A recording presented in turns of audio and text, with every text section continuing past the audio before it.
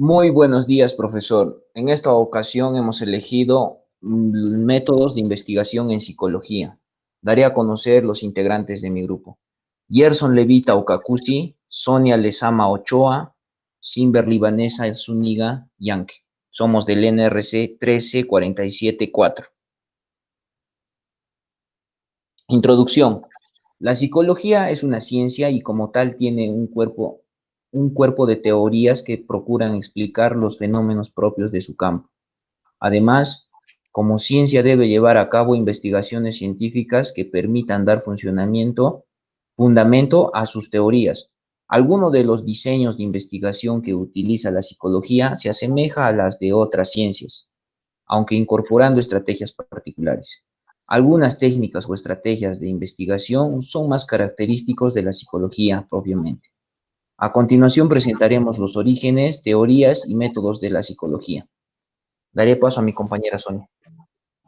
Orígenes de la psicología como ciencia. En 1879, el autor Wilhelm Wundt funda el primer laboratorio de psicología experimental.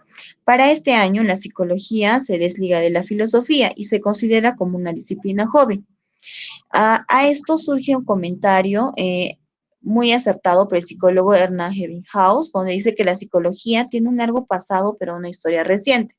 Es por ello que para que se constituya la psicología como una ciencia tuvo que pasar una serie de condiciones para que ello fuera posible. A esto se aúna una serie de autores que tuvieron una preponderancia dentro de la psicología, como Augusto Comte, que plantea el positivismo. Seguido tenemos a Wilhelm Dilthey, que publica su primera obra basada en la psicología. También tenemos a William James, que plantea el funcionalismo. Continuando con los autores, tenemos a Sigmund Freud, que plantea el psicoanálisis.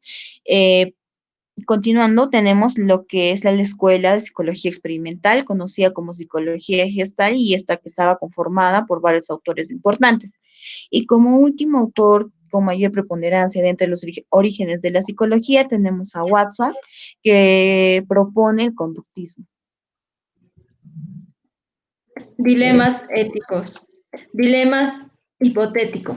Se trata de dilemas que colocan a la persona a quien se le pregunta una posición en la que se ve confrontando una situación que es muy poco probable que suceda en la vida real. Dilema real. En este caso, el dilema planteado versa sobre un tema o situación que resulta cercana a la persona a quien se le plantea, ya sea porque se refiere a un suceso que ha vivido o algo que puede ocurrir relativamente con facilidad en su día a día. Dilema abierto o de solución.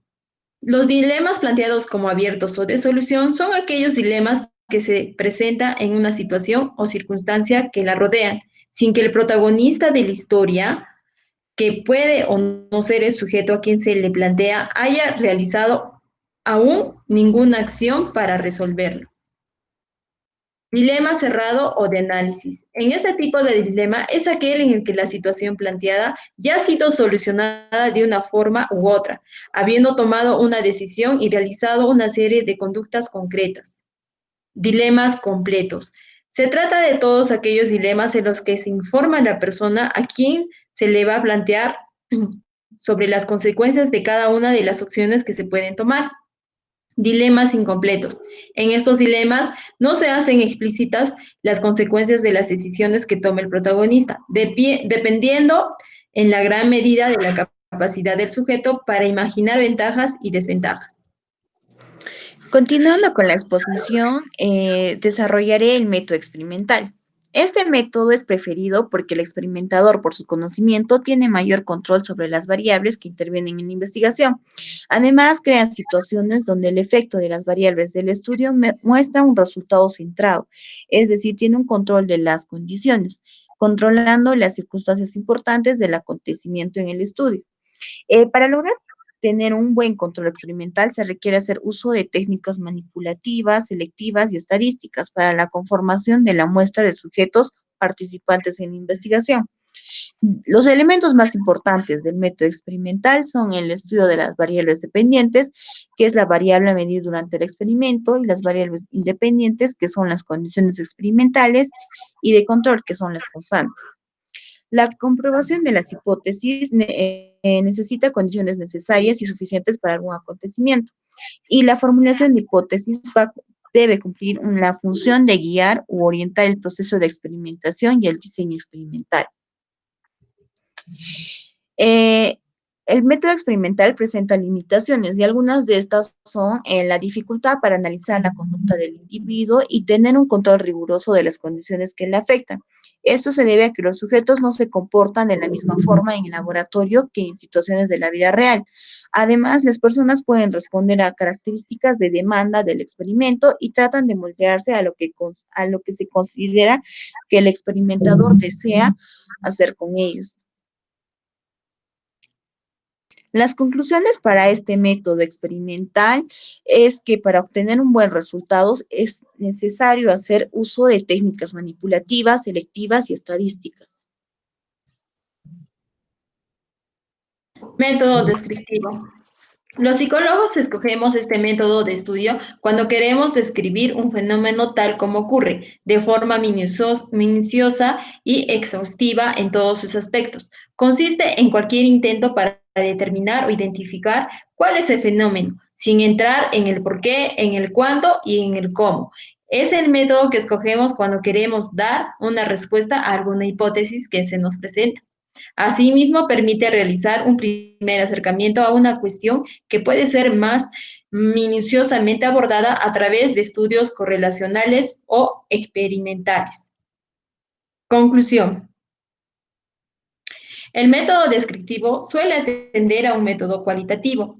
Es un primer abordaje al sujeto que se está estudiando y funciona como un catalizador de nuevas investigaciones. Hace posible la consecución de muchos datos sobre el objeto que se estudia. Implica una observación atenta y hay un registro fiel de lo que se observa. No implica generalizaciones ni proyecciones. Método clínico o de casos. El método clínico incluye el uso de técnicas psicoterapéuticas con personas y el análisis de pruebas psicológicas. A menudo, tales datos nos ayudan a elaborar hipótesis sobre la conducta, que son sometidas después a un estudio experimental. La información puede obtenerse a partir de los juicios verbales del sujeto acerca de sus sentimientos, pensamientos y conducta, de su observación de los test, así como de algunos informes de las personas que interactúan con él. Una característica importante de este método es la relación afectiva más o menos personal que se establece entre el clínico y el sujeto. Algunas técnicas empleadas por el clínico son la entrevista, test psicológicos y cuestionarios. Una de las limitaciones del método clínico es que sus resultados son considerados subjetivos, en donde el clínico se deja llevar por sus impresiones. En conclusión, diremos que es un método para investigar cómo piensan, perciben y actúan los sujetos. Parte del supuesto de que los sujetos tienen una estructura de pensamiento coherente. Es necesario el establecimiento de hipótesis por parte del investigador. Es un método con demasiada flexibilidad. A continuación daremos a conocer un ejemplo de un caso clínico. Datos. Nombre, Gema, edad 13 años, vive con padres y hermanos, derivado por Unidad Educativa Fiscal Eloy Alfaro.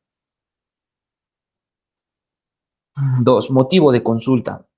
La estudiante se acercó a la atención psicológica por su voluntad propia, manifestando de sus malestares, en la cual comentó que se siente culpable de la muerte de su sobrino y que nadie se lo había comentado y además que presiente un dolor inmenso por él.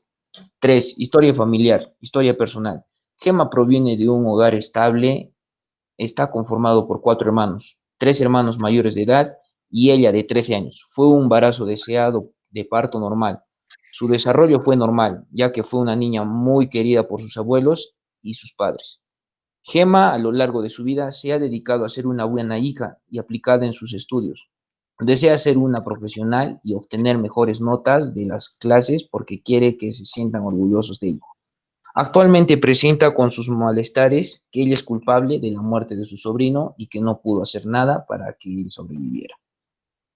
4. Pruebas realizadas. Entrevista semidirigida, observación y escucha psicológica, terapia de respiración, test de inteligencia emocional. 5. Resultados de las pruebas. El resultado obtenido de las pruebas son las siguientes.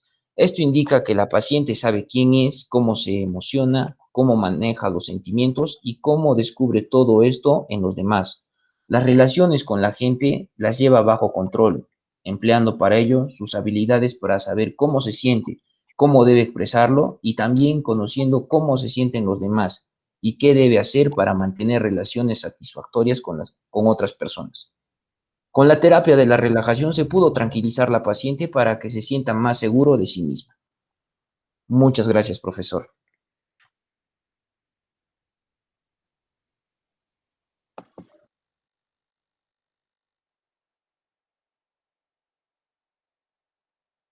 ¿Se salió?